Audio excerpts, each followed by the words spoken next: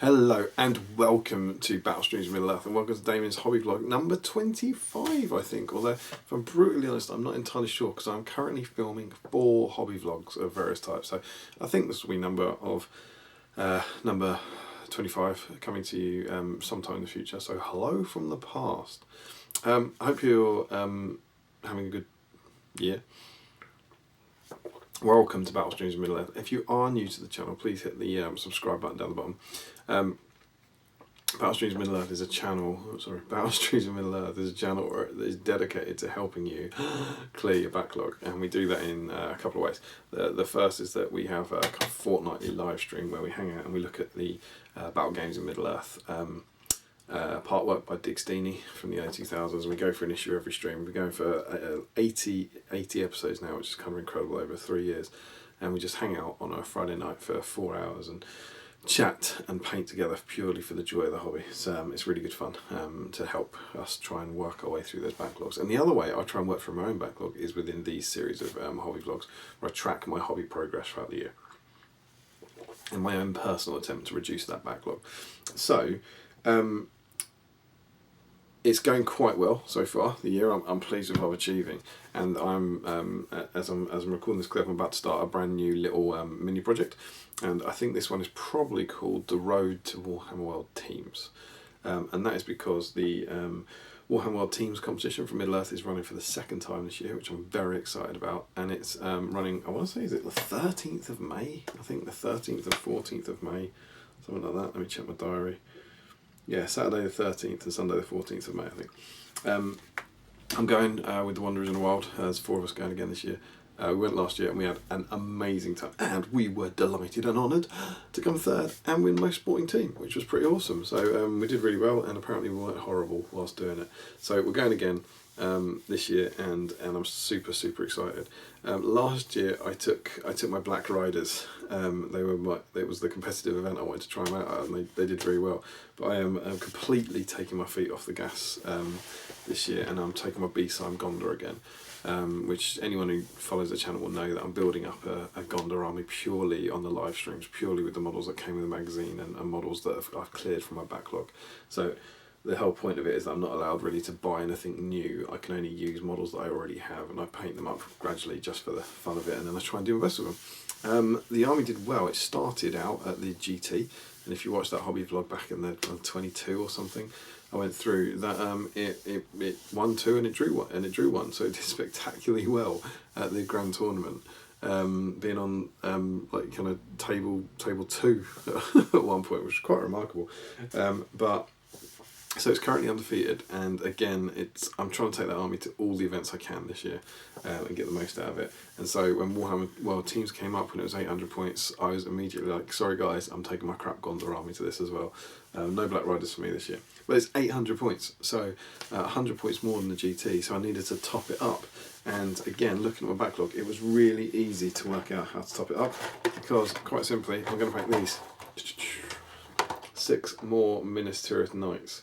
Now, anyone who has been following my vlogs will know that at the start of the year I did 3 Knights and a Banner Bearer, and they came from Mr. Scott Newman as part of my Secret Santa for Christmas 2021, and so did this box. Scott sent me an amazing Gondor package just over a year ago now, that had a brand new box of Knights, some pre-assembled Knights, and the Osgiliath Veterans. And the Osgiliath Veterans have been painted, and the first batch of Knights have been painted, and now these guys are going to get painted. So I'm really delighted to say that this is the end of kind of Scott's amazing Gondor care package. So thanks, Scott. I hope you enjoy seeing them painted up, and at the end of this vlog the last of those things will have been painted. So I really like that.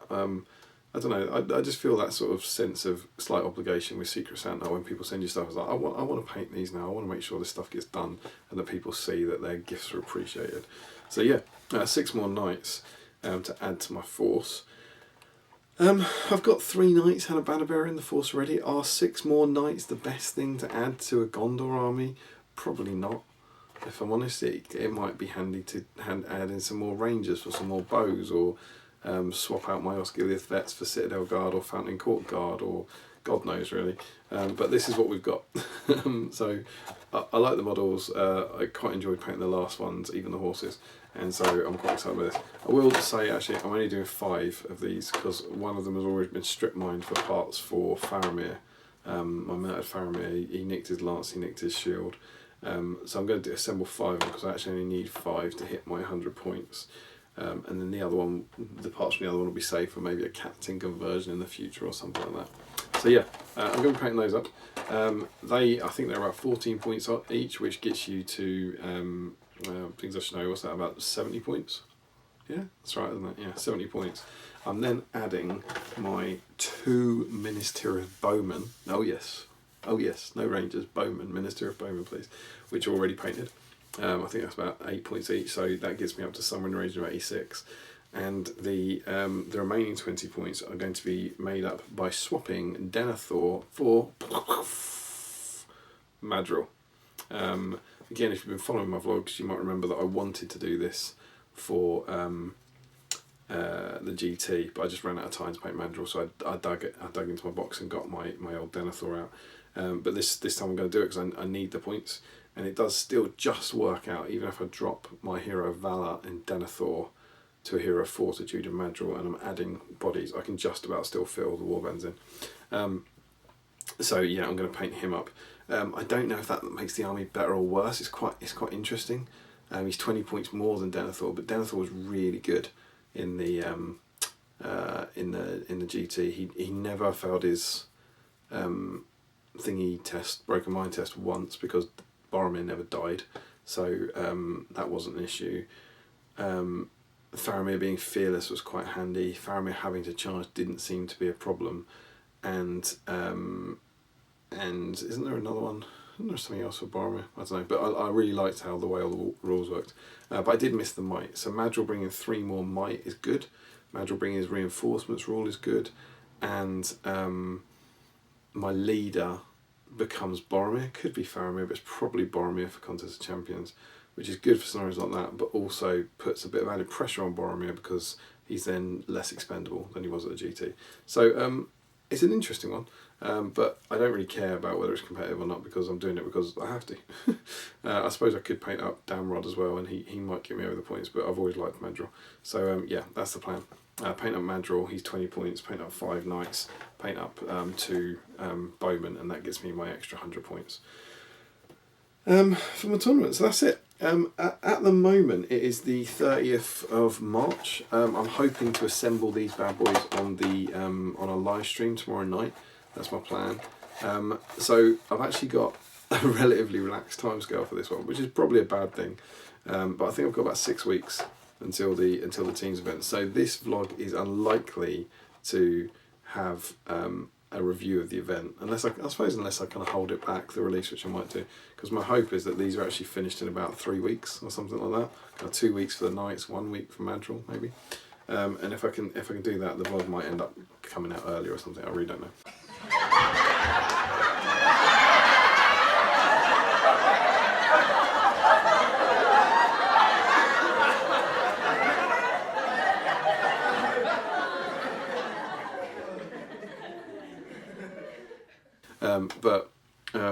Yeah, my hope is that I'm throughout kind of April and May, I've got 2 months of relatively stress-free hobby. I don't have too many things that I have to do. So whilst that's good from a stress point of view, it's bad because you kind of take your foot off the gas a bit, I think, and maybe are less productive as a result before things ramp up again in June.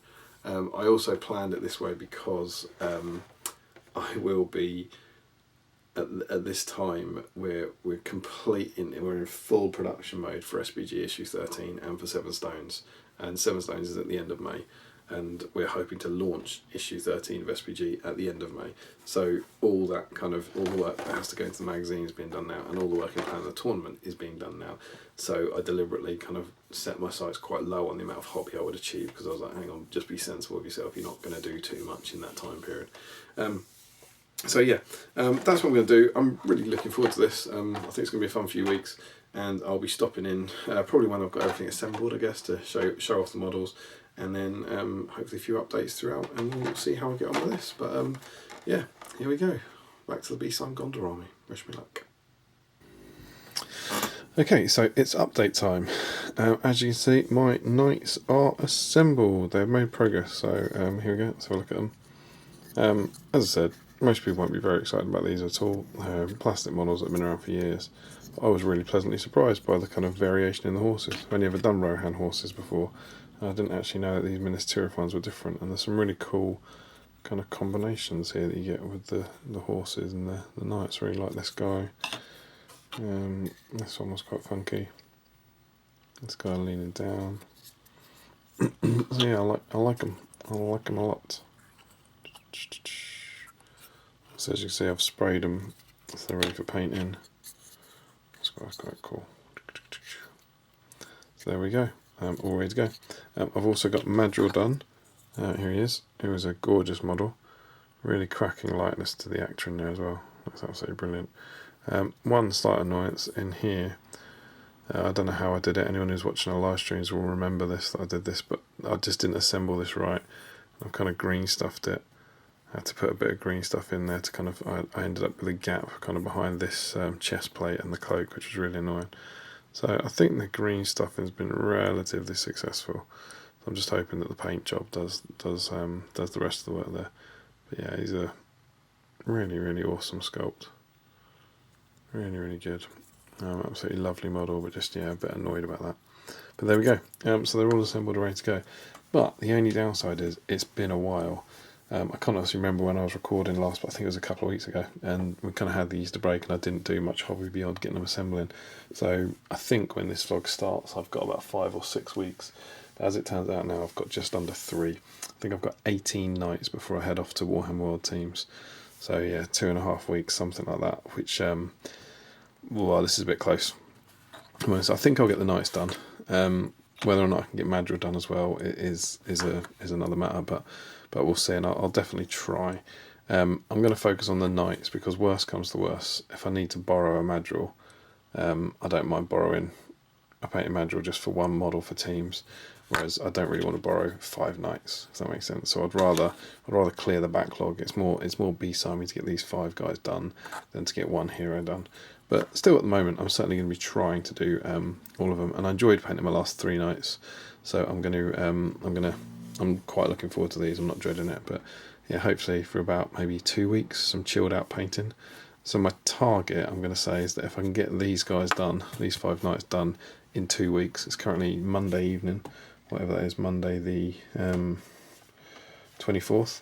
So if I can get these done by essentially 2 weeks yesterday, so by Sunday, to leave myself 4 evenings to kind of paint up a quick Madril, I'll be very happy with that, and then we'll head off to teams for success. So yeah, I'll probably pop in once at least before they're finished, just to show him when they've all got some paint on everything and see how we're getting on. But yeah, let's see how we get on. Okay, so it's update time. It is now Thursday the 4th of May. I think I was recording like a week and a half ago last Sunday, and as you can see, I have made some progress, but it is not enough progress.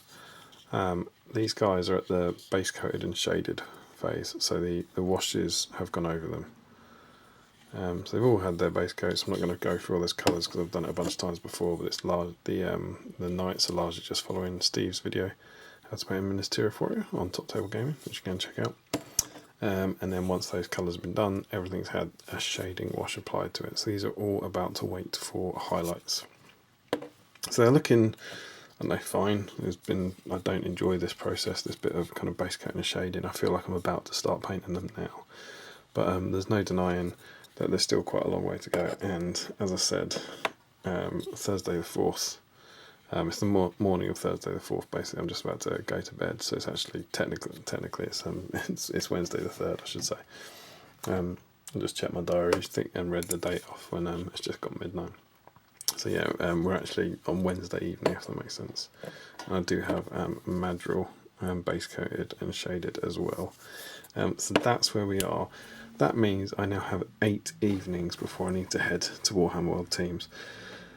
And I know that at least one of those I can't do any painting on. So if I'm brutally honest, I'm getting very worried about this. There's no, I can't remember what I said about this in the previous clips, but there's no denying that the working on the latest issue of SPG has been taking its toll on this. So that's where a lot of my free time has been going. And that's fair enough, that's my choice. But yeah, that's left me in a bit of a pickle. But yeah, the list is now submitted. We've submitted our list for teams. I'm heading off there in 8 days, so these guys have to be done and have to be ready. So that's where I am really. I'm gonna go. I think I'm gonna go down the route that I went down with my nights last time, and basically do one an evening, so that I find it a little more enjoyable that way. I think I'm gonna just pick one night and see if I can finish them in an evening. That is still quite a lot of painting. I think these guys are probably about 2 hours each or something. So I'm going to get stuck into one of them and see how long it takes me to paint them. But yeah, if they're 2 hours each, then I can feasibly see how the 5 nights would get done, broadly speaking. I really worry for Madril. I think I might be able to borrow Tom's Madril, to be honest. But yeah, so a bit annoying. I just haven't been able to get to the painting desk quite as much, but hopefully here's to a really productive week ahead now. So I'll check back in. Don't know, maybe the night before the tournament before I head off, or maybe halfway through, just to give you a bit of a progress update. But yeah, wish me luck. All right, so it is the evening of Thursday the 11th. It is my last night. This evening I'm going off to Tom's, and so we've reached the end of all things for this vlog at least. And here we go. I am delighted to say that the nights are done. Oh yes. So here they are. The static grass has been put down today. I can't remember the last time I showed you really, but I have stuck to my policy of doing one a night. Night. So yeah, I think you saw them possibly when they're all base coated. I hadn't done any highlights, and then every night I would pick up one of these bad boys and do all the highlights on them. And I worked out it was taking 1 hour and 40 minutes per night. So 1 hour and 40 minutes of highlights. So there's then a bunch more. I'm not going to go through all the colours because I've done them before, but a bunch more layers on the horse.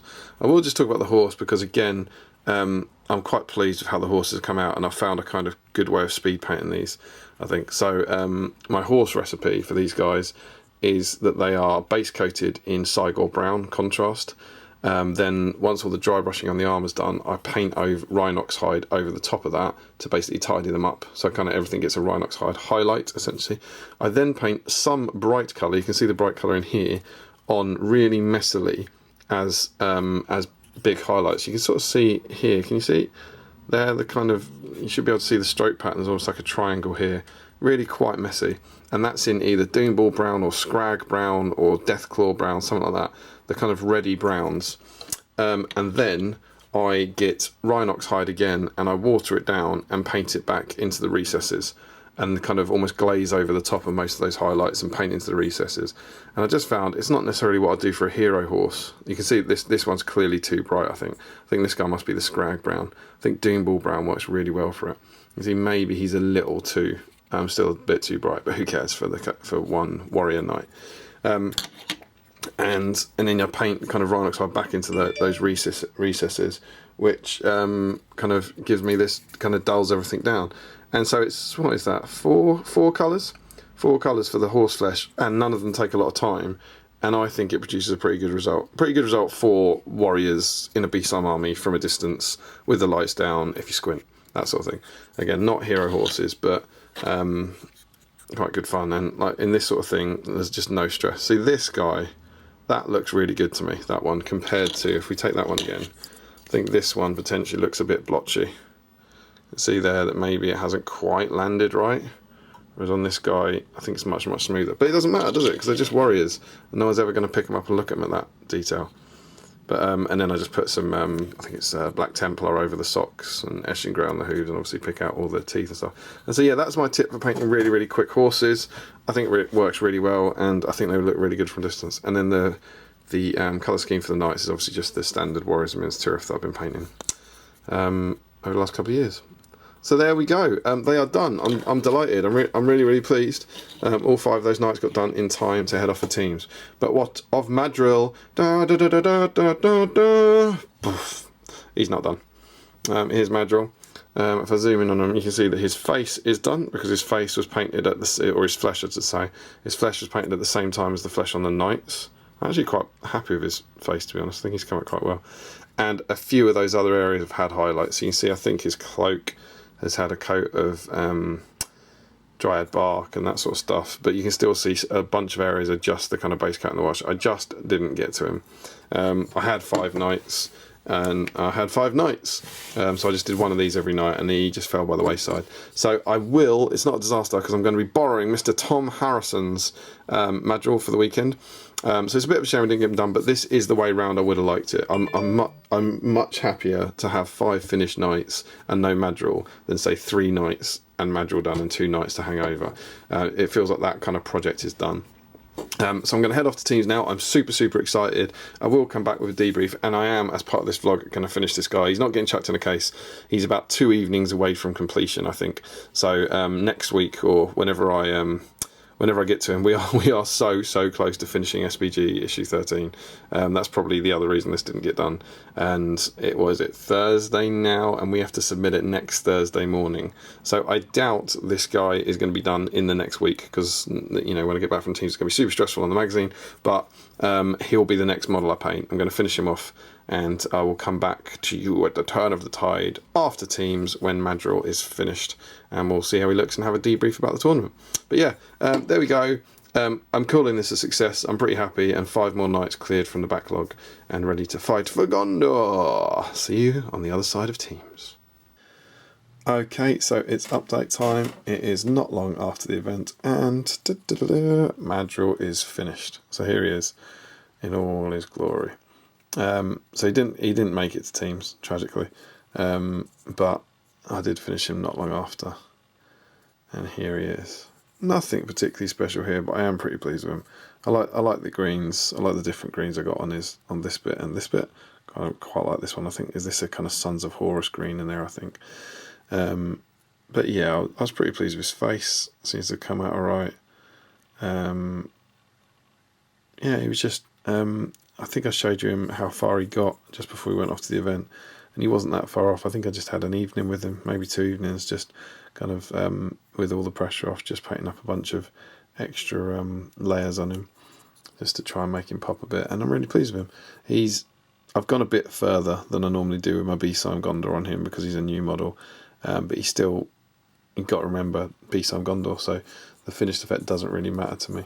You know, I just want them to kind of pop and look okay on the table, and there he is. So yeah, he didn't make it to the tournament, so who knows when he'll see the table next, but I am pretty pleased with him. So there's Madril.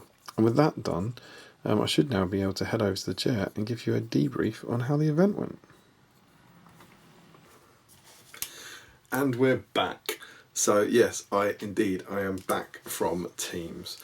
But not only am I back from teams, I've been back from teams for a very long time. This is going to appear like this is happening seconds after I finished Madril, but in fact it's been 5 months since teams, and as you've probably been noticing as I've been trying to catch up on my hobby vlogs, I fell massively behind on my hobby vlogs, and I never recorded this. I never recorded the kind of what happened at teams, but I really wanted to, and so I'm doing my best to catch up. What's quite fun is at the time of recording, Harry Parkill is catching up on watching my vlogs, and he's been catching up. He was like, I'm miles behind, and he's been coming behind me like this train, and I was like, oh god, he's going to actually run out. So he's also part of the motivating factor to try and get this one out. So yeah, I am doing my best to catch up. Loads and loads of vlogs to come. As I said, teams was in May, so so you know, there's the whole summer to get through, because at the time of recording it's the 16th of October, so it's 5 months since teams. But God knows why I didn't do this, but I am now going to try and kind of sum up the event. The good news about it being 5 months ago is that I've forgotten most of it. So I have a few photos and I've got a few notes, and I'm going to do my best to talk my way through it. So I hope you've enjoyed the hobby stuff in this so far, and I hope settle down with some paints, and you can start to enjoy yourselves and just relax as I talk about teams, because I really do love it as an event. I gave this caveat when I did my last delayed tournament review, If I get any scenarios wrong or any results wrong or anything like that, it's not because we played them wrong, it's because I've forgotten. So massive apologies. So indeed, just about, let me try and remember what happened. I just about managed to get my knights finished for teams, but I didn't get Madril finished. So I headed off to Nottingham with Mr. Tom Harrison, and we headed up on the Friday. We headed up quite early, and in a really kind of fun twist, we got there nice and early and headed to the bar and worked on this bad boy. The last time I was recording, I was saying that I was falling behind on painting because of issue 13 of SBG was taking all our time. So look, oh, it's finished. More on that later. But yeah, as you can hopefully see, I believe I've dropped my pen and it's gone to the place that plectrums go. As you can hopefully see with maybe some pictures, we spent some time in the Holiday Inn bar working on the magazine, and I've never done this. We've never done this before. We're not normally this stressed about the mag that we can't enjoy a tournament weekend. But yeah, we had a great few hours kind of doing some proofing on that with the test copies that we'd had printed, and kind of finishing it off, which is really cool. So yeah, we had nice, and then I think we went for some dinner or some drinks with the usual crowd. But then we all assembled on Saturday morning at Warhammer World 2 for teams. Now the Wanderers in the Wild had been at teams the previous year, and we'd managed to get 3rd place, which we were really excited about. And this year we had 3 of the same guys. We were going to have Johnny Wright, myself and Adam Troke, all of whom were going to be there. And this year Tom Harrison was joining us. But unfortunately, Adam had to drop out at the last minute. So we were able to get Jay Clare to step in, who is not only a phenomenal player, but is also part of our team, part of the Wanderers. So we had whilst it was sad to lose Adam, we were really lucky to be able to get another Wanderer to join us. So we were really excited. So yeah, we went into round 1. If you don't know how this works, I'm certainly not going to be able to tell you all our thought processes on who should play who, because I just can't remember. But the way it works is that there basically you get drawn against another team, you get to see their 4 army lists and your 4 army lists, and then you kind of try and sort out the pairings as best you can. You put 1 player forward and they put 2 players forward to play that player, and then the player you put forward picks one of them. The other team does that as well, and then the other pairs are the kind of leftovers.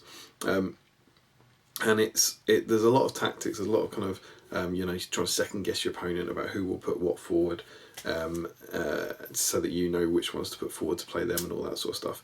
And it's a really fun start of each round. So there's 15 minutes I think at the start of each round where you can kind of try and discuss this and try and get the matchups to suit you. But like I said, I genuinely can't remember any of that. I can barely remember my own games, let alone the armies that my opponents played. But I know that certainly Harry Parkill did I think it was an Entmoot episode. I think it was a podcast rather than a video on Battle Games Middle Earth. But he did a really great breakdown of it, of how it works and everything. So go, if you're interested, if you like this kind of little teaser and you want to hear a bit more about it, go and check out Harry's Entmoot episode about it. But the first team that we played, I don't have their team name sadly, but I know that I played Ian Kennedy. What was super fun about the first game was that it is essentially a mirror matchup. So I haven't really gone through my list, but then I realised I haven't got my list here.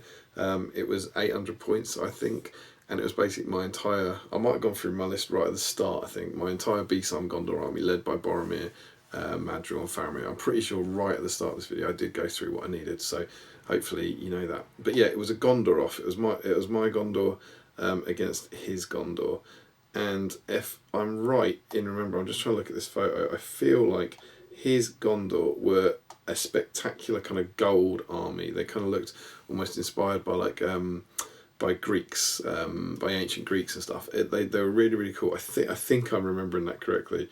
Apologies if I've gone mad, but if I'm remembering your army correctly, Ian, it was absolutely beautiful. It was this beautiful alternate scheme, and it was basically a kind of mirror matchup, but he had a bolt thrower, he had an Avenger bolt thrower, and I had some more stuff. I think, I can't remember quite what I had, but I think maybe just more knights, I suppose.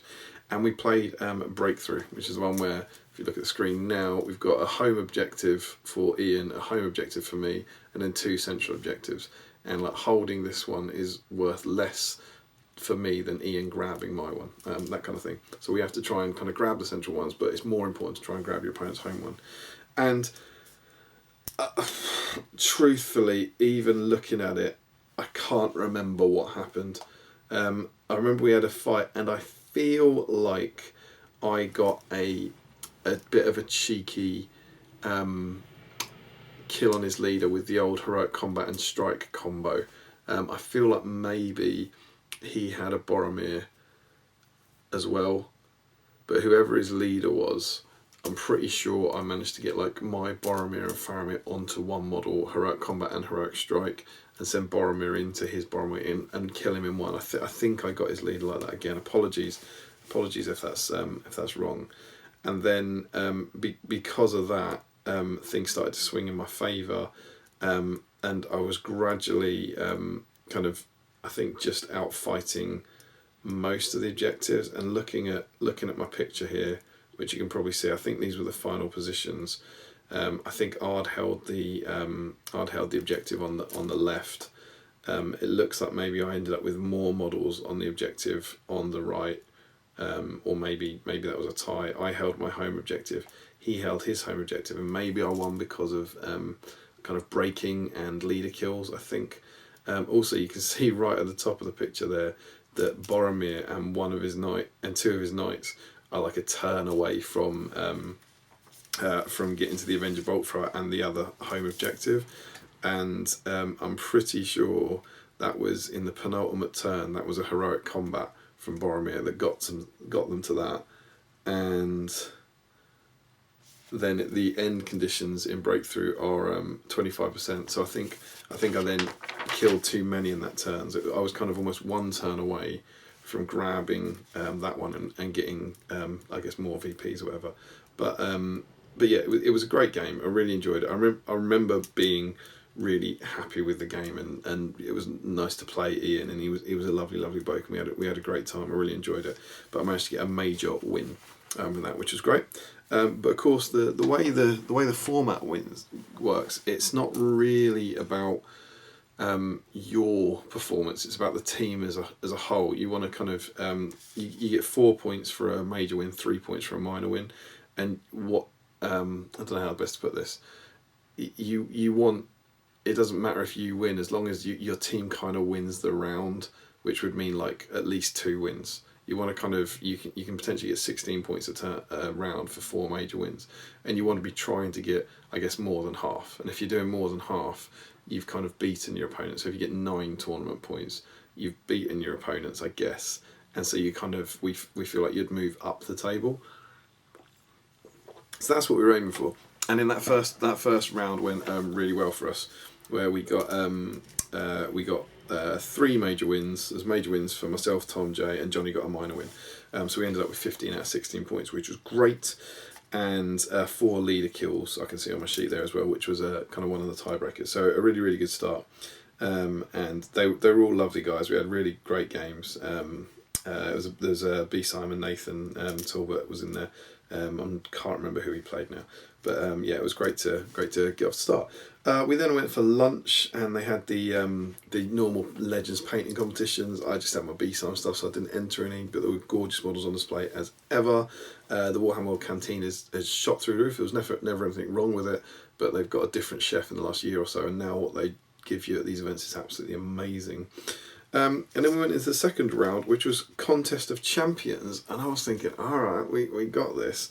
And the team we played were Into the West Country, which had some lovely people that I've known for ages, like Nick and Sean and Neil were all on the team, really lovely blokes. And I got drawn against Nick, and I can't remember quite what we wanted for me in that one, but I sure as hell didn't want to play Nick. And Nick had an Angmar army, which is kind of ultimate Contest of Champions denial. He had the kind of classic, he had a Witch King on Fellbeast, he had Gullivar, I reckon he had 2 Barrow Whites, he had at least 2 Barrow Whites, and then 3 Deadmarsh Spectres, so he had all the tricks. And despite having Boromir, who would be great at Contest of Champions, he had all the tricks in the world to just shut Boromir down from turn 1. And and then it'd kind of be game over. And I was delighted to play Nick because he's such a lovely bloke, and we get on really, really well. But I was deploying against him, basically saying it's game over. Now remember, I've always said this: there are no auto losses in SPG. I really believe that. But it was about as much of an auto loss as you can get. Where I was like, I just won't be able to move Boromir. He'll paralyse him and transfix him out of the game, and then eventually kill him with the Witch King or Gulliver, and then his leader, who I think was the Witch King, will just kill enough models to win. And so we set up, and the assault began. And again, I can't remember the details now, but I feel like, you know, Witch King transfix Boromir. You try and I tried to protect him. I'm not sure if we'll be able to see in the photo. Yeah, you can see in the photo that I've got the kind of double rank of guys behind Boromir to stop anyone kind of charging the guys before. He had two flying things, the Fellbeast and Gulliver, to stop him charging into two and then heroic combating into Boromir, and that kind of thing. So he had his little protective bodyguards behind him, and as you can see, he'd charged into two orcs, hoping to get a couple of big kills early on. Then the assault started, and I can't remember what happened for Mobilised, but they came in, I want to say, in turn one, and I think my memory is it went spectacularly badly. I think he was maybe immobilised and out of will by the end of turn one. I think maybe they got an immobilise on him. I chucked 3 dice at it in the hope of getting a 6 to get some back or something like that. But it didn't work. And so he was immobilised, so didn't get any kills, and was out of will. So was just powerless for the next turn, effectively. And what then happened was, if you imagine, he's then got 2 barrow whites with 5 will. I'll tell you what, I think maybe he used 2 will with each barrow white on Boromir to try and paralyse him as well. So that's what drained him of his will. So I think he used 2 will from one barrow white, 2 will from another barrow white, and I ended up possibly, I think, out of will, but not paralysed, which meant you're kind of, you then feel, right, it's game over, you're at the mercy of them, because he's now got no way to resist it. He's got 3 will on one barrow white, 3 will on another barrow white, and all the will on the Witch King to kind of transfix him. Boromir's never moving again, so on and so forth. And so in, I don't know, turn 2 or after all that happened in turn 1, he moved the Witch King and Gulliver over my lines, ready to gank Boromir next turn. And then, again, I can't quite remember the details of this because the order's horrible, but what then happened was, I guess maybe Nick got priority, and all he had to do was paralyse Boromir, and paralyse his cast on a 4+, and he had 2 barrow whites. So he was going all in for it this turn. So I think he chucked 3 dice with the first barrow white. So that's this barrow white out of will at Boromir to paralyse him. And he got 3 1-3s. No 4+. I was like, okay, that was unlikely, but cool, that's handy. So Nick was like, I forgot to say, alright, I'll use the other one on him. He then chucked the other 3 dice from the other barrow white and got 3 1-3s.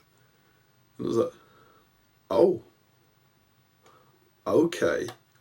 So what had then happened was, the situation we were in was that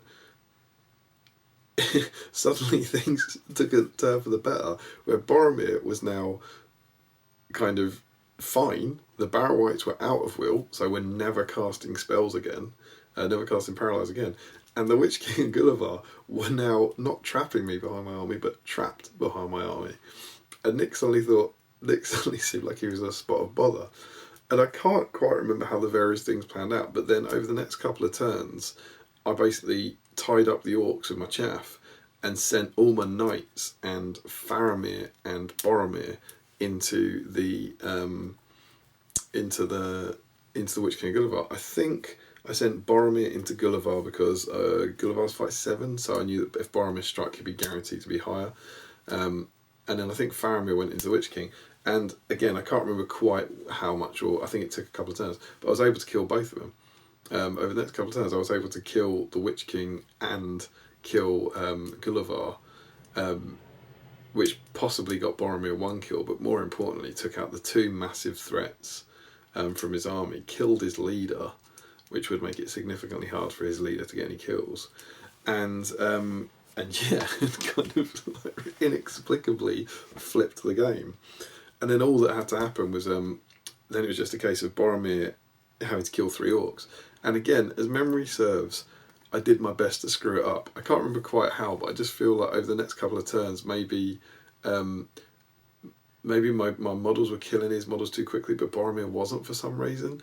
I just feel like Boromir made a big deal about trying to kill a few orcs, but eventually, thankfully, he did get to the orcs, and killed them. And I think I ended up, tripling his kills, and killing his leader. And it might I couldn't say I got +7 VPs, so I don't know what that would have been.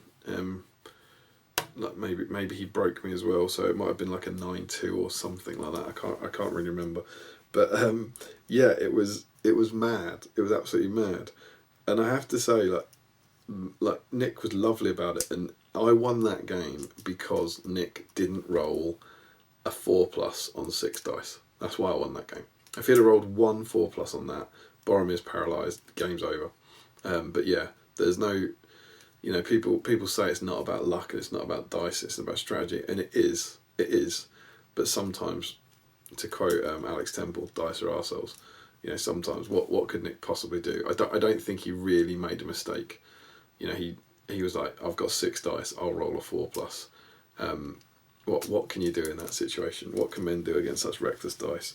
But I hopefully, when I deployed thinking I've lost this already, I was in a really chipper mood, and I think then we were having such a good time that when it then flipped the other way, so it suddenly looked like, well, Nick couldn't win. Nick was then in an amazing mood, and it was just super sporting. At the end, you give your votes to sporting teams. You choose as a whole as the 2 teams, and truly 5 months later, I can't remember who we gave them to, but Nick would have been probably my most sporting opponent. I think he definitely would have got one of my votes, because he basically turned an auto win into an auto loss and just took it with such great grace, because he's just a lovely bloke, and we just had the best time. We just had a super fun game. So yeah, that was suffice to say, a hugely unexpected win. So I got another major win there. Jay also got a major win, but Tom and Johnny lost, so we managed to get 8 points out of 16 for that round. But again, great guys into the West Country. And then in round 3, we played another team who's I don't have their name, and I'm pretty sure we played Divide and Conquer, which where you have the three objectives across the centre line, and you start in my army and my army, his army and his army. And I played Harash Hussain, who I hadn't played for years, since like Ardacon Double, so that was cool. And he had like a Mahud army. I can't remember exactly what it was in it. I'm not sure how good my photos are. He definitely had a bunch of camels, and like some Mahud warriors, probably a bunch of Harad guys, some harsh trolls, that kind of thing. Yeah, that looks like mostly what it. Maybe it's all Far Harad. Perhaps it was all Far Harad. I can't quite remember. Oh no, he had Siladan as well. Looks like. Maybe the Golden King even? Is that Golden King? Maybe it's not. No, it wasn't the Golden King. I think it's just Siladan and his back manners. But yeah, it was. I didn't mind it. I seem to remember the discussion saying I'll have a go at that. I think a lot of us didn't really want to fight the camels because they're kind of scary. But I was like, I might have a good chance at it. And it's one of those games where I've got a couple of pictures from it. It looks like here, and when I first deployed, I was like, I think I could do all right in this. I kind of got into some decent positions, and managed to get my army together somehow. Oh no, I can see as well that there's. Oh yeah, I remember now. There was a tiny warband up the top. I don't know if you in the picture you can hopefully see it. You can see 2 rangers kind of right at the top up near the field. Oh yeah, and some Minas Tirith. I want to say that might have been Madril's warband, I think. So Madril's warband got over there, and I think Boromir and Faramir's warband maybe were in the other corner. I can't quite remember. But Madril's warband basically got destroyed fairly early on. But I still thought I might be alright here, and I might be able to put up a decent fight. And I feel like if you look at the positions on the board where I'm kind of almost about to move over the objectives, I did feel like I was in it. I don't remember too much about this, but I did feel like I was in the game for a lot of it. But I just ultimately the kind of strength for the camels and the strength for the warriors just kind of punched through my guys a bit, I think. And if we go to the ending positions, you can. Oh yeah, that was something else as well. Where's Boromir? I think is he dead? Boromir ended up over on fighting for the left objective, and I think he's dismounted there. I think that's Boromir dismounted just behind that blue roofed house, and he was kind of almost wasted just fighting to protect that one little side objective, and so that was probably a mistaken positioning on my part. But I think he kind of got dismounted over there, so they could never really get back. And then I did manage to hold that one over on the side, and then you can see that over on the right, that looks like 4 of my models and 4 of maybe 5 of my models and 4 of his. Maybe that range is not in range of the objective. But then you can see most importantly that Arash had taken the centre. So by the end of it, I can't really remember the result. It looks like maybe I'm broken, maybe he isn't broken, so there might be some points there. And he also had more models in the middle. But it was one of those games where I remember thinking, I'm in this and I've got a chance. But as it turned out, I ended up losing, and the VP swung. I got a major loss with a -2 VP difference. Does that mean? Because he has to double me. I guess that means it was either 2-0 or 4-2, if I'm remembering this right. To get a major win, you have to double the VPs. And if I've only got a -2, it must be 4-2 or 2-0, I suppose. I got 2. It must have been 4-2 to Rash. However that works out, it must have been 4-2. But yeah, it was the game was fine. The game was good. Enjoyed it. It was a tough army to fight against, but it was a very pleasant way to end the first day. The other results on that one was that Jay and Tom got major wins and Johnny got a major loss. So we got another 8 points. So at the end of the first day, we were doing all right.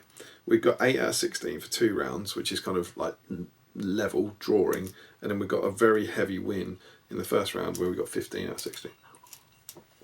So pretty good for sure. In the evening, I presume JD had a quiz. I presume we hung out in Bugman's. I presume we went back to the Holiday Inn and had some drinks. I can't tell you, sadly. We did do a quiz. I've got the results of the quiz. Not the results, but a part of our result sheet. We definitely did a quiz. But yeah, I'm sure it was fun, delightful. Love that bit of it. Can't remember. On day 2, we headed back and we got to play East Warrington Gamers, who were a bunch of lovely guys, most of whom, and forgive me again because I struggle with this stuff so much, but I think at the time most of whom I hadn't met or hadn't played. But I ended up getting drawn against Alex White, and he had a Rohan army. And this is the only scenario where, looking at it, I can't remember what we were playing. It's either, I've been thinking about it, trying to decide, and it's either Clash by Moonlight or To the Death. And I have a feeling it's Clash by Moonlight because I just seem to remember archery having there being a kind of 12-inch thing about archery or something. So I reckon this is probably Clash by Moonlight. But fundamentally, it was a game about killing each other's heroes and, you know, or killing the other one. And as you can see, he had a cool Rohan army. He had tons of heroes. You've got Aemma over on the flank. I want to say there's Elfhelm there. He had Theoden. I'm pretty sure he had Dernhelm. And he had Daelwyn, I think. And I think is Clash by Moonlight. Do you get 1 VP if you've got 1 hero left? And if you've killed more hero models than your opponents, you get 3. And if you wipe out all the heroes, you get 5. So I think the way that works is that I was thinking if he's got lots of heroes, lots of relatively juicy heroes, this works out pretty well for me. And you can see the kind of deployment there. I decided to let him come to me. I can't think why I was doing that with Clash by Moonlight. Maybe just based on the terrain. And I thought I could outshoot him even. I thought his throwing, 12-inch range? I think maybe I just had more bows than him. So I thought even if we were like 12 inches away or more than 9 inches away, I might have a chance in the shooting more. I can't really remember my thinking there or whatever. But what I remember early on is that I think I had a couple of spectacular rounds of shooting. I couldn't tell you what happened, but I just feel like, I want to say this in case Alex ever watches this, like I had an arrow go through 3 in the ways and hit Dernhelm's horse and maybe kill the horse, or maybe take 2 fate, and then the same thing happened to like Dalewine's horse or something, and I can't remember the details, but I just remember like either killing horses of big heroes early on, or taking loads of their fate through the Horse Lord rule, and but with very few arrows. So apologies for not having more details to that, but I truly can't remember it. And then I think the game basically hung. If you bear in mind, he's got an all cavalry army, and I don't. I had a fair few knights, but I didn't have all cavalry, and I won 2. I'm pretty sure I won 2 heroics in a row. So it doesn't really matter about the priority roll because you're both going to heroic move. But I feel like we had that thing where the cavalry army loses priority, so I move first, so it can move up into charge range for next turn, and then next turn I won priority. Or something like that. I just feel like there were 2 really important. Maybe it was after. Maybe I won the kind of the first charge one, and then I won the one after that. But I just feel like there were 2 in a row heroic moves that I won both of, and basically that was almost game over. I was able to just mob him with so many models that none. And I guess all of his guys went down to fight 3. Because they weren't charging, and they were strength 3 and defense 5, and my guys were fight 4 because of Boromir's banner and that sort of stuff. And I just feel like the numbers just tipped overwhelmingly in my favour, and I can't quite remember how any of this happened, but I feel like Eowyn and Merry might have both died in the same turn to like 2 Minas Tirith guys, because they'd used their fate to save the arrow earlier or something, and suddenly 2 warriors managed to do 2 wounds, and maybe they're both 1 wound or something. I can't quite remember, but I remember like him just having just the worst luck, just horrific luck. Maybe not as bad as Nick Kelly's luck, but just like awful luck with his rolls. And not sure if you can see if it's on the board at the moment, but Eomer was on that right flank. He was deployed on that right flank, and he basically came down that kind of right corner, and tried to punch through that very bottom gap beneath the kind of grey cliff, and I just kept kind of dropping back, and eventually, undoubtedly he pushed through, and we definitely killed Eowyn, because he then got that kind of the bonus bonus strength rule or whatever it is he gets for being upset about his dead sister, and he punched through. And I feel like if you look at the final positions, you can see Eomer has just clearly been in a fight with 3 knights, Nosgiliath and Faramir, and I feel as though I can't imagine the game was in the balance, but I feel that fight was like if it had killed Faramir, I think that was a pretty big deal. But Eomer was kind of almost single-handedly trying to win the game back for Alex. I think maybe he'd killed Madril, so that got him a hero death, that kind of thing. And meanwhile, you can see Boromir was off. There's clearly an empty cavalry base next to where Boromir is, and I presume that might have been a hero the turn before or something.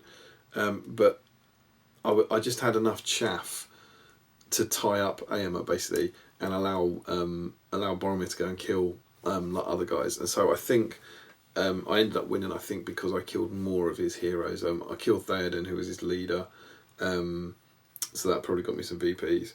I'm not sure, I haven't got the VPs in front of me. I think I broke him. I did break myself. But ended up getting a major victory, which was great.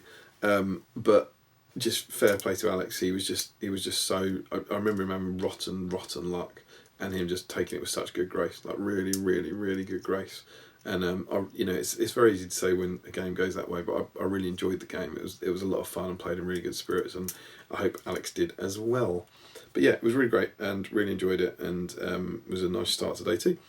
And perhaps more importantly for the tournament, we got 3 major wins. So Tom lost that one, but Johnny and Jay also got major wins. We managed to get 12 points out of 16 for that one. So then I can only presume we had I'll just say thanks to East Warrington Gamers, they were all absolutely lovely.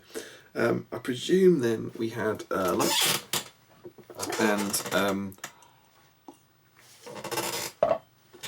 and again, lovely food. And then I was absolutely delighted that our final round was against the Imps of Khazad Dundee, which I'm going to say Harry's round, but I don't think it was Harry. He signed it here as the captain, but I don't think he was the captain. I think he joined the team. But I think, if I'm saying this right, the reason I think he was the captain is because everyone else had T-shirts with his face on it, and his face was he God? I think his face was photoshopped onto the body of God. So there was a team of people wearing T-shirts with Harry Parkhill as God, which makes you think he's their captain. But yeah, so we played those guys, and I was delighted to get to play against Harry. And I believe I'm right in saying we'd never played in a serious game. I played as a ringer against him at Seven Stones doubles, and I think that's it. But oh no, we played doubles years and years ago as well. But I don't think we'd ever played at singles, and so we were delighted. And for whatever reason, we were on the top table, so our teams were on the top 4 tables. Me and Harry were on table 1. So that's a very unusual place for both of us these days. So that was quite cool. I didn't mention this earlier either, but something, I'm sure I mentioned this last year, something that I love so much about this event is that you play in a row of 4 tables. So unlike in Ardacon where you play in a team and you're all over the place, at Warhammer World Teams you play the 4 tables consecutively, so you just look down and you're all there. So you're all there to kind of cheer each other on, and you have kind of a laugh and a good bit of banter with the other team. It's a really, really good format. And Harry had a Last Alliance army, which I found really interesting because I was about to work on my Last Alliance stuff, which you'll see for Ardacon, which you'll see in the next vlog, as and when that one comes up. And he had Isildur and Elrond, I believe, and I think he also had a captain. And it was we played whole ground, and I want to say, looking at things, I think he had to go first, and Isildur's warband came on at the kind of southern edge. I've hopefully got the picture on the wall. You can see them right at the top. And then I think Elrond didn't come on. And then I think I managed to get my entire army on, as you can see it. So I basically was able to surround Isildur's whole warband. And I thought, this is really good. I'm in a really good position. And what you can hopefully see is I think all my knights are in charge range of Isildur for next turn. I'm pretty sure. And I was thinking, this is pretty good. I can't remember if Isildur was his leader or not, but whether he's his leader or not, I'm thinking I've got a chance next turn to gank one of his 2 massive heroes and to completely trap him, probably wipe out loads of his Numenorians, and just destroy that warband when he's got nothing else on the table. And that's even if he manages to get that's including if he manages to get 1 or 2 of his warbands on, in the right place next time. And you can then see, if I move to the next, so if I move to the next photo, hopefully on the screen, you can see that I was able to trap Isildur, and I've managed to get Boromir, Faramir, and 3 knights onto him. And then look at that mess in the middle.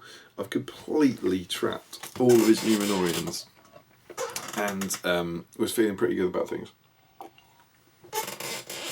But you can see he managed to get Elrond on to kind of come to their rescue, and we'll talk about that decision at the end.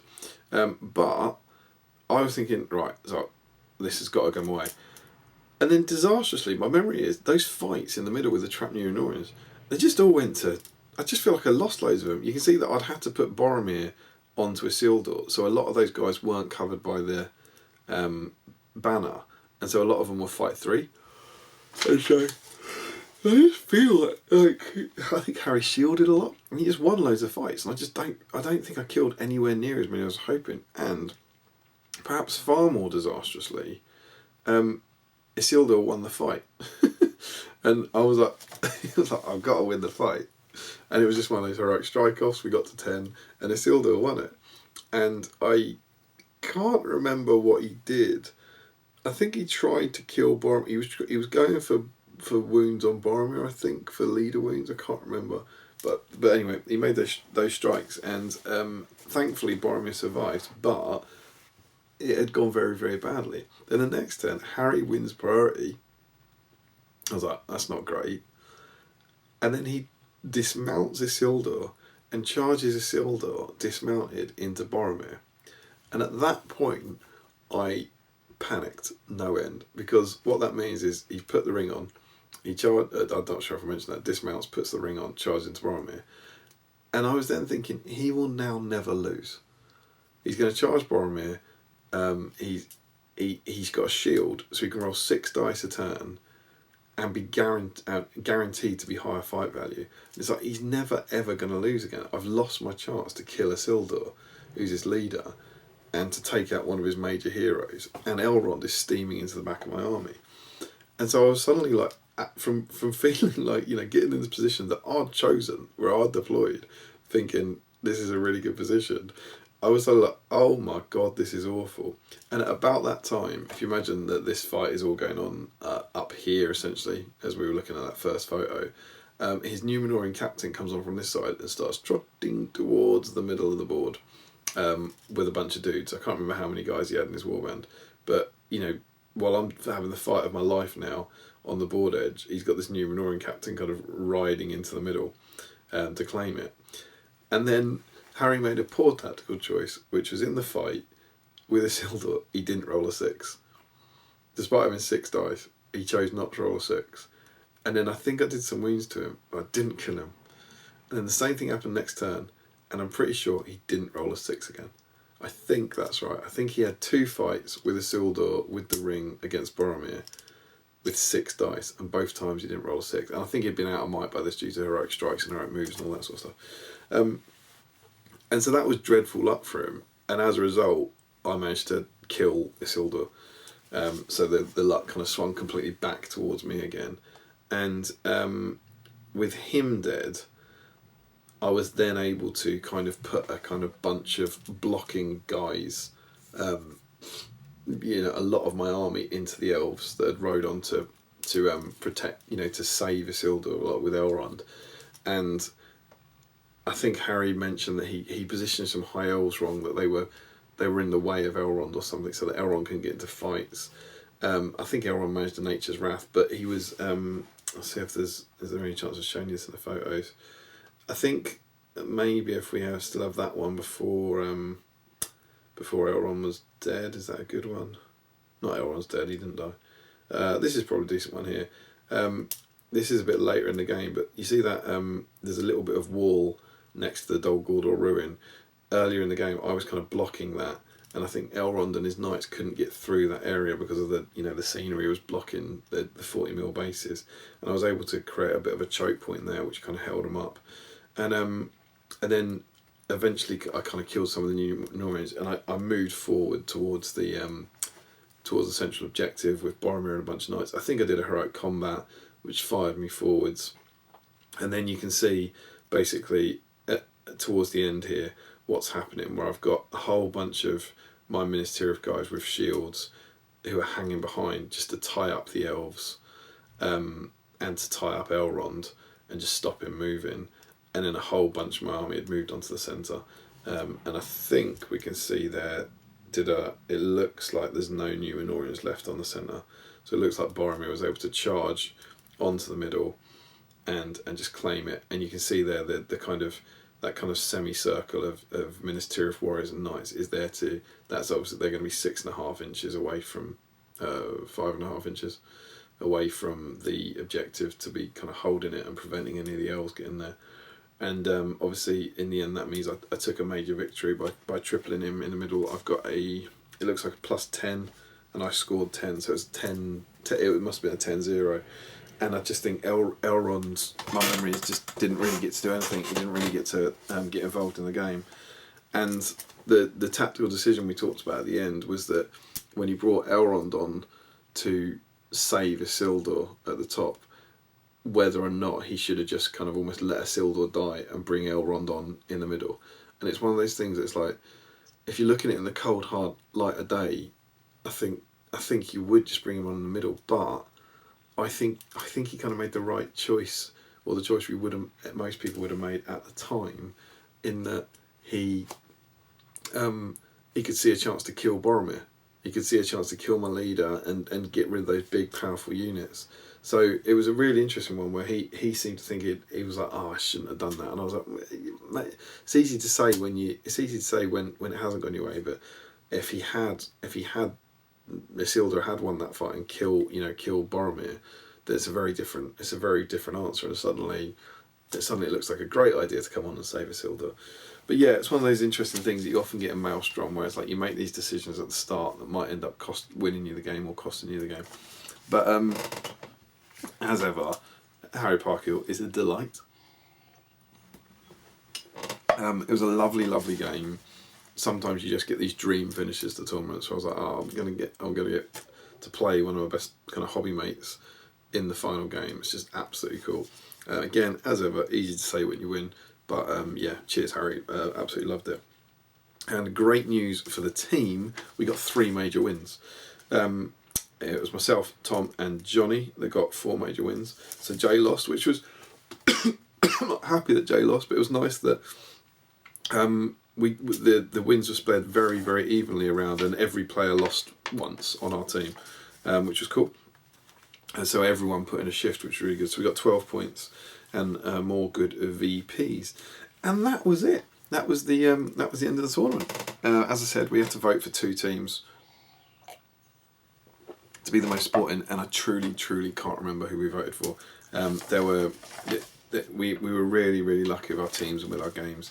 Our opponents were all wonderful, wonderful people, and I just remember kind of struggling to pick which teams we'd give it to. But thank you to all of you guys. You were awesome. But yeah, so then we gathered for the awards ceremony, and of course we were thinking, what are you trying to get? You're trying to get 16, and there was 5 rounds. So it must be out of 80, I guess, points. So there are 80 points available, 16 per team, and we had, I think we had 55. We had 55 out of 80 points, I guess. 16, 24, 14. Yeah, 55 out of 80 points available. Is that right? That just seems like we've got. Oh, yeah, it must be. Well, so yeah, but we were thinking we've done pretty well, particularly because if you bear in mind, in the last round we were on the top table, and we got 4 major wins. So that means that we've improved. Like, you see what I mean?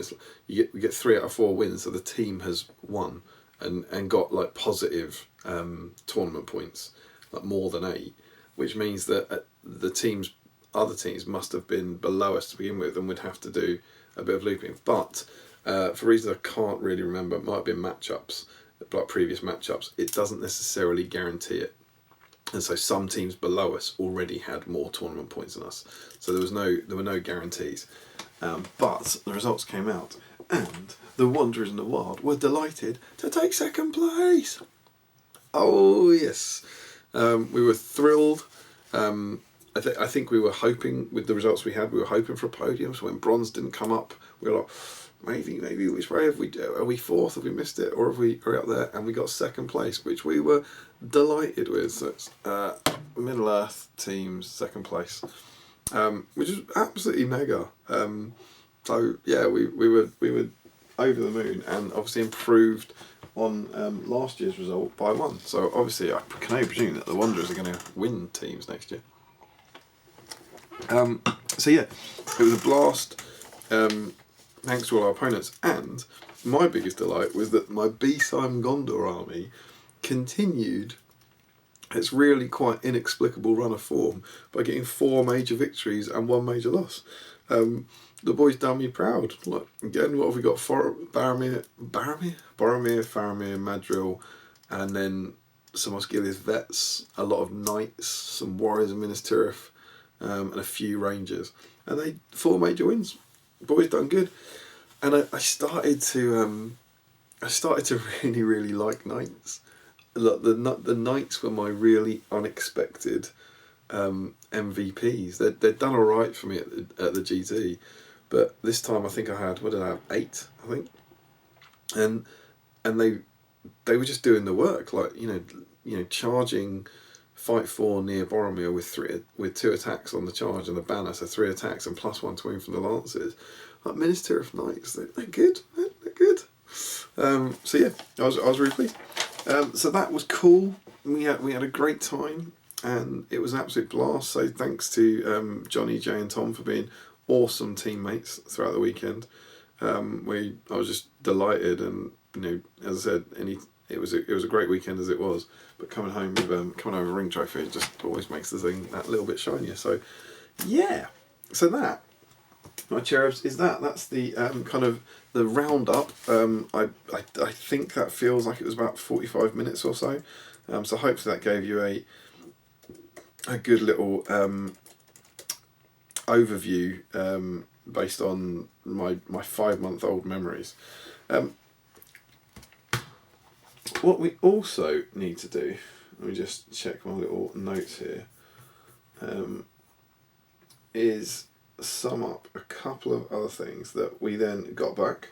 I'm just trying to kind of retrospectively 5 months later kind of keep up to date with my kind of where we were and what I need to update you with before the next vlog and all that. But we got back, and then a couple of days later, I think it was, I can't remember exactly when, we did manage to get this bad boy finished. Oh yes, SBG issue 13 was finished. It was sent off to the printers. I'm scanning through here, trying to find the dates in my diary. Did it have to go that week? I imagine it was for... just trying. Oh, Seven Stones is there. Yeah, Seven Stones was 2 weeks after Teams, so this must have gone to the printers 4 days after Teams, essentially. So we got back after Teams and we got it sent off, and we were delighted with it.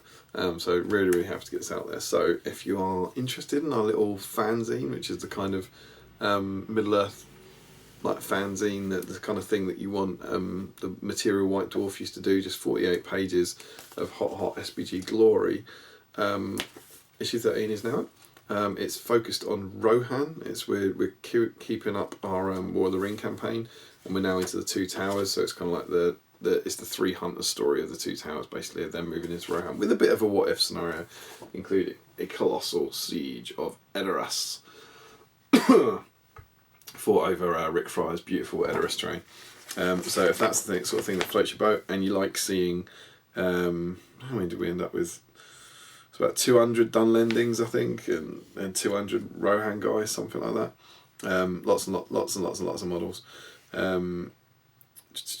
Yeah, 250 attacking models and 200 Rohirrim defending Edoras. It's pretty cool. But yeah, super pleased with it. Just about managed to get that done, as well as painting. So yeah, that was kind of May. And then the last thing to fill you in on, really, for May is how we are getting on with our yearly painting tallies. And May was a fairly simple month, so up to and including April, I had bought 20 models, painted 30 models, and sold none. In May, I bought no models. Oh, whoop whoop. I painted 5 models, which was my 5 Knights of Minas Tirith, which you've just seen. And I and Madril, so 6 models. Sorry, I forgot about Madril. So it's 6 models for May, which puts me up to 36 painted. And I did manage to sell one. I sold, for some reason, I had a spare Radagast on Sleigh. So an odd thing to have a spare of, right? I think I bought Radagast on Sleigh, and then I bought the multi-pack to get the one on foot and get the Eagle one. So that came with a spare Radagast on Sleigh. So I managed to sell Raddy. So they're very positive numbers, because I managed to paint 6 more and sell 1 more. 7 to the good, and buy no more in that month. So really good news there for May. So pleased with that. And yeah, there we go. So that's May. That's the end of that kind of vlog, which is 24. So that's what we're expecting there for last night. So the next thing we're going to do is be going into my preparations for Ardacon. So again, they have been filmed. I just need to film this bit for Ardacon, basically do the debrief again. So my hope is that you'll be seeing another vlog within a week or two or something that does kind of my July and August painting for Ardacon, and that will be a return to the Last Alliance. That's enough for now. I hope you've enjoyed this. I am gradually catching up. Thank you all so much for your support. As ever, we have a affiliate link for 7th City down below. Please do go and get your toys from them. It helps out a local business and it helps us out. We have my lovely little fanzine that I make with Tom. Please do that. And we do have our Patreon link for Battlestreams Middle Earth down below. So please do click on that if you're interested in joining our little lovely Patreon family. And if not, I'll see you in the next vlog or the next one of our live streams here very soon on Battlestreams in Middle Earth.